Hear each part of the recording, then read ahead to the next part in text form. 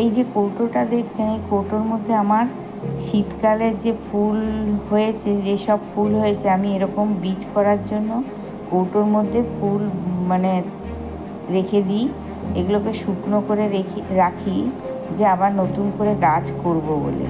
দেখুন, এইটা হচ্ছে জিনিয়া ফুল। জিনিয়া ফুলটা আমি রেখে দিয়েছিলাম। এরপরে এটা কিভাবে চারা করব দেখুন। ওইখান থেকে ফুল ছিঁড়ে আমি এই ভেজা বালি আছে, এই বালির মধ্যে দিলাম। এইখান থেকে আমি চারা করব। এইভাবে রেখে দেবো। এরপর জল দিব এর মধ্যে, দিয়ে রেখে দেবো। 7-8 দিন পর দেখবো যে সুন্দর চারা হয়ে গেছে। এই যে দেখুন চারাগুলো হয়েছে, আমি লাগিয়েছি এই ফুলগুলো, অনেকগুলো করেছি। দেখুন কতগুলো করেছি, আরও আছে আমার। এই যে দেখুন ফুটেও গেছে ফুল।